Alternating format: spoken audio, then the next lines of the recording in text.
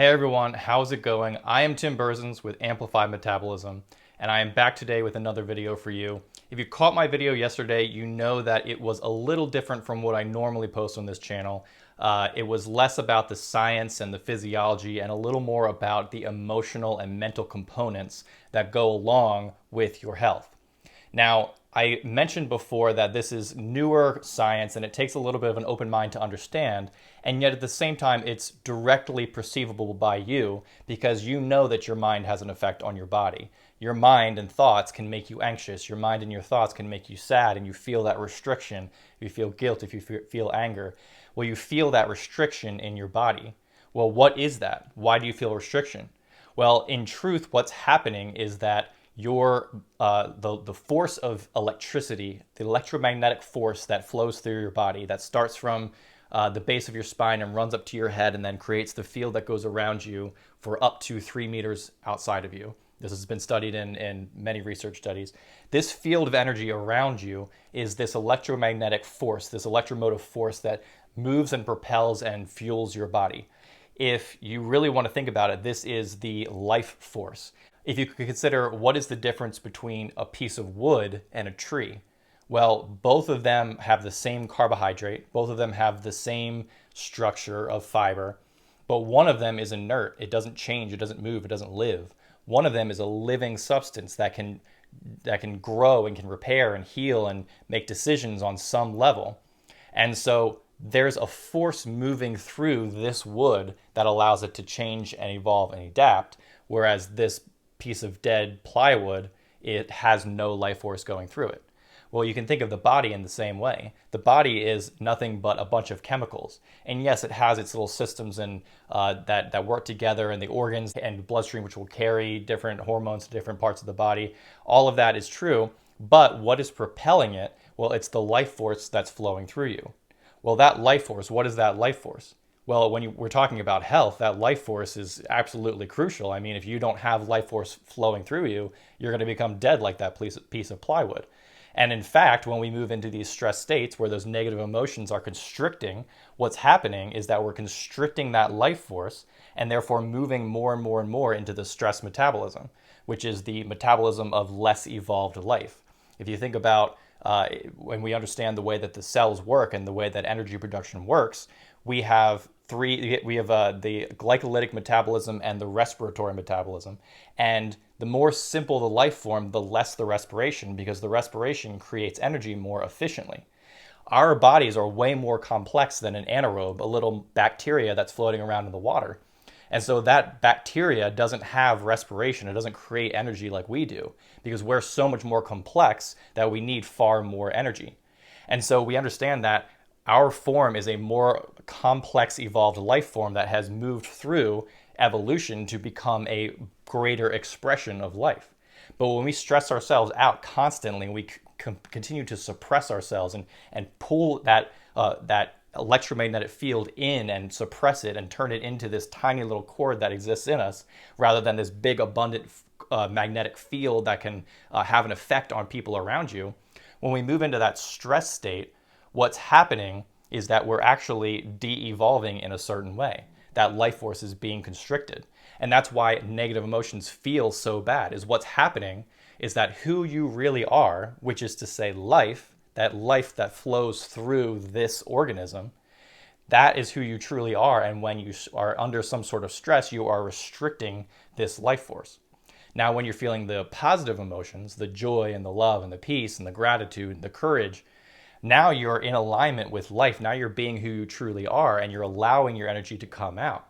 But the fear is that if you allow your energy to come out, if you get fully involved in life and all the things that happen, the events and the people and the circumstances, that from this open place that you're going to be vulnerable and someone could attack you. And so you want to put your wall up and try to try to protect yourself so that you can't get hurt. But the problem is that when you guard yourself and you now go into an interaction with someone, well, now this other person has this question: why are you guarding yourself? Is there something that you are trying to hide? That's something evil and inside of you, something dark that needs to be attacked. You're almost beckoning this person to come attack you because you go into it with a guarded stance. Whereas if you came into it with an open stance, even if they did attack you and you remained open, it would only hurt them. It wouldn't actually affect you at all, because the only way you can really be hurt is by closing. So now that's how we can kind of understand what stress is at the very base core level. And when we talk about the mind-body connection, what we're talking about is that stress, which is the constriction of the life force from flowing freely through the body. If this highly evolved, highly complex life force is able to flow freely through the body, then we become the fully evolved, complex organisms that we have become. But if we restrict this life flow by grabbing onto these negative emotions and attaching to these thoughts and attaching to the way that something is, how this person did you wrong, or how you had such a hard life and X, Y, and Z and all these problems, now you're literally reducing the life force through your body and reverting your metabolism back to a less evolved place, like the anaerobe or the bacteria.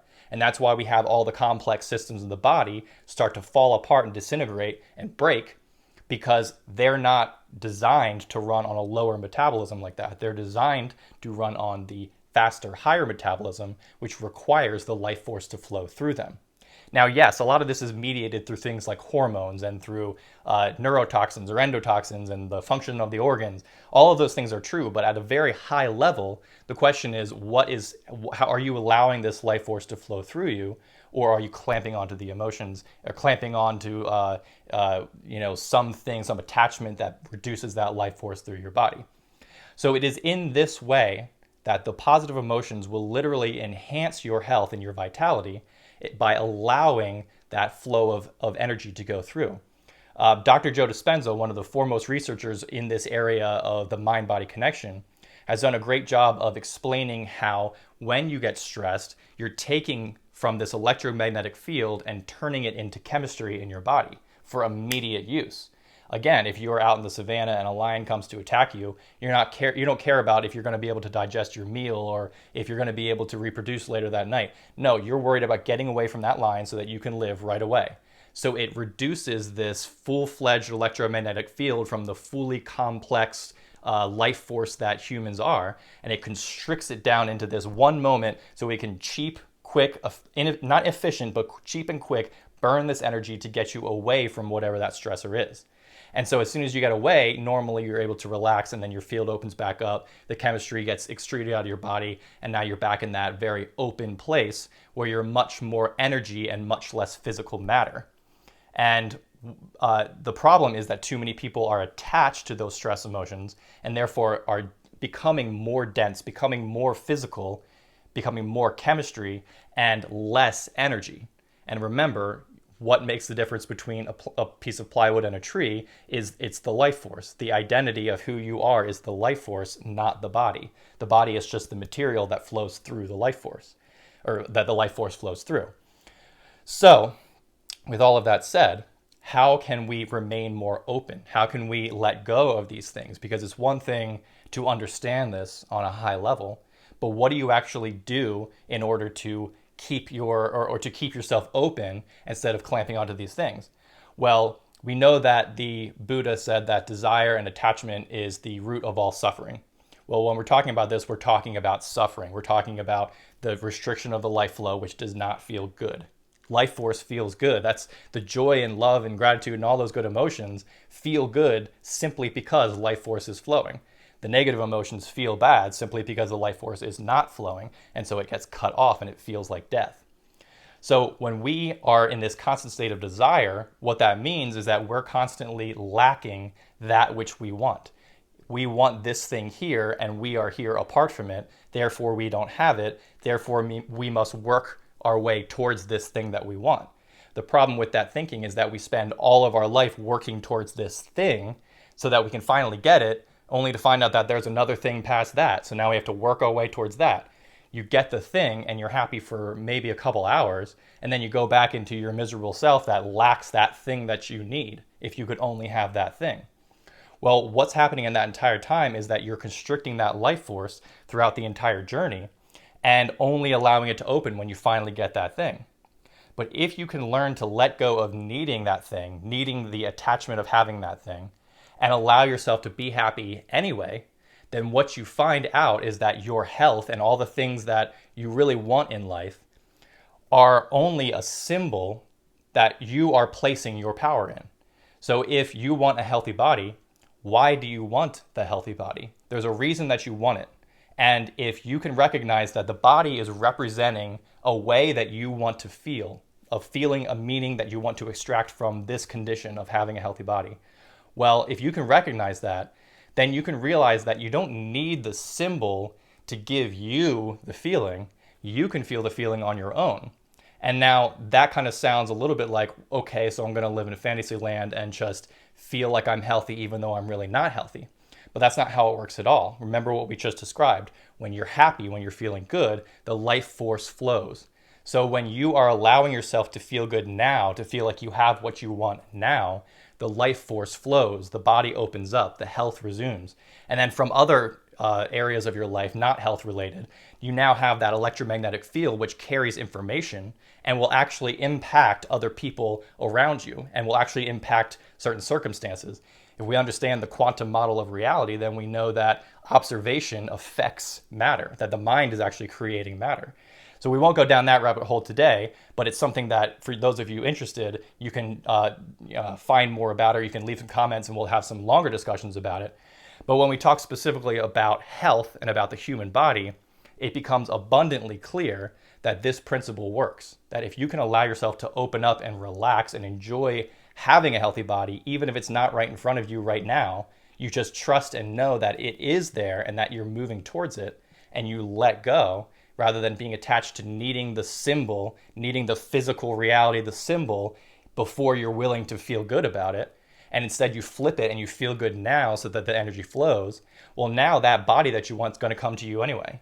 The health is going to come to you anyway, because now you're not living in that lack, that separation. You're not living with this desire of, I need this thing to make me happy. You're allowing yourself to be happy now. You don't need that attachment. Now, as far as actual practices that you can do, the application of how you can do this on a day-to-day basis and keep yourself open instead of closed, the absolute best way that I've found is from a book called Letting Go by Dr. David Hawkins. And he basically describes this very simple procedure, not even technique, I don't even know what you would call it, process maybe. But whenever you feel a negative emotion come up within you, rather than trying to go out and fix it or go out and solve it, you just watch it. You just sit back, you don't do anything about it, you just see that it's there. And in seeing that it's there, you let it go on. We kind of mentioned yesterday about being the witness and watching your personality, habituated subconscious self going along. It's sort of like that. You let the emotion be there, you watch it, and you just be open and be aware. You feel it within you, but you don't need to clamp onto it. You don't need to change it. You're not saying you need to be different. You're saying it's okay that you are as you are, because I know that I am inherently life force. I'm inherently this open, flowing life energy that feels good. And just because this excuse to close is now in front of me in my perception doesn't mean that I need to continue to practice that same habit of closing in on it and grabbing onto it. Remember, we talked about how you go down the sled on the hill, and it becomes easier and easier. Those neuronal networks become easier and easier to fire.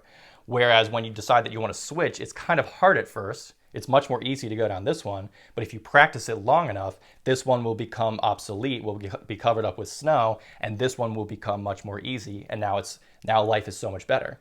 This is the process of letting go. You let the emotion be there. You let the temptation to go down that path that you've always gone down, that's so easy to go down. You let it be there. You feel the pull of it, but you don't go. You stay still. And as this is pulling you, you stay still, and now starts to become obsolete. When it starts to become obsolete, now you have the choice. Now you choose something that feels way better.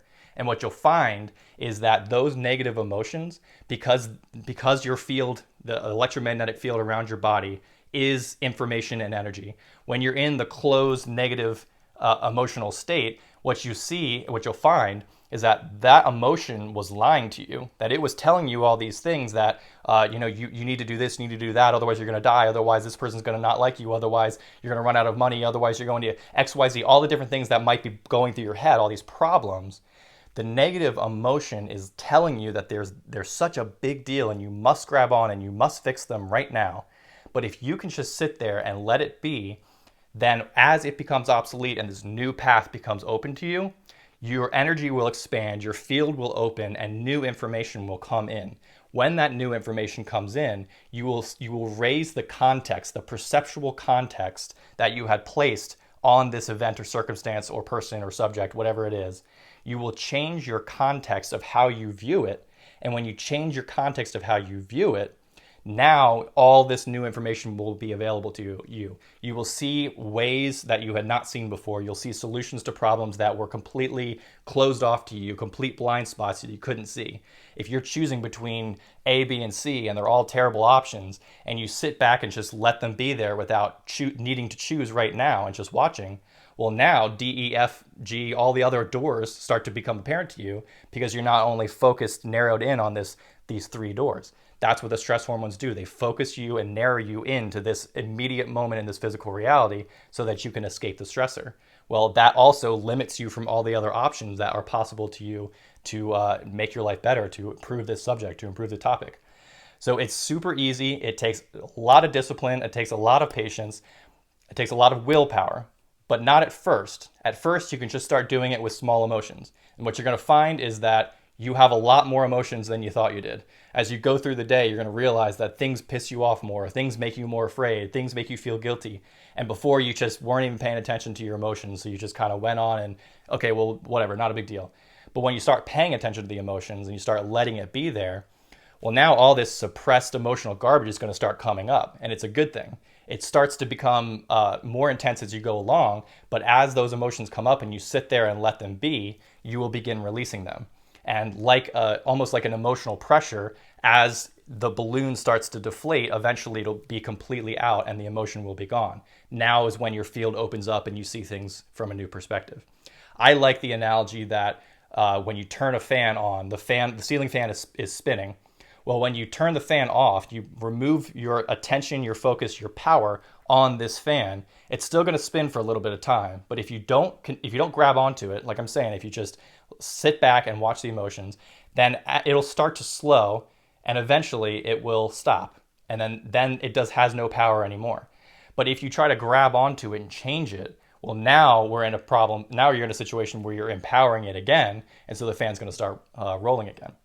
So start doing this, walk through your day, and just be aware of when your emotions come up. Start just paying more attention to that feeling state, which is really the energy state. If you can feel the field around your body, if you can feel the energy, it sounds a little hippie, but once you start actually doing it, you'll understand why it's so important, and you'll understand why it's so powerful for your body and for improving your health. Start paying attention to this energy, start paying attention to the emotions, and when something clamps you down, when some negative emotion comes up, just stay back and let it clamp you, let it watch, and don't engage with it. As you continue to let this happen, eventually, like I said, that path will become obsolete and you can choose differently. So I hope you guys got a lot out of that video. It was a nice flow, just rolled right through. It ties together a lot of these aspects of the mind-body connection and how we as the life force flowing through us is so important to keep open so that we can continue to rejuvenate ourselves with that energy and continue to have ourselves operating with that really good respiratory metabolism and be the most complex, evolved, highly functional life beings that we really are. So I hope you guys got a lot out of this. Please leave comments if you like this video. If you want more like this, let me know. Please like and share and subscribe to this channel. I'm going to be coming out with more videos Monday to Friday every single week, so make sure you subscribe so you don't miss any of those. And in the About section below, I have a Patreon account. If you want to support me, go ahead over there and you can donate or you can give a little tip based on the information if you liked it or whatever. Please head over there. No obligation, of course, to donate at all, but it's much appreciated if you do. With that, I hope you have a wonderful rest of your day.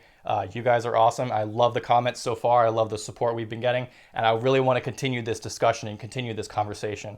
This mind-body part of health interests me so much, and I feel so engaged and inspired about it that I really want to continue to share this with you. Especially with my background in biochemistry and nutrition, I feel like there's a really interesting way to tie all this together and see the puzzle pieces and move it together.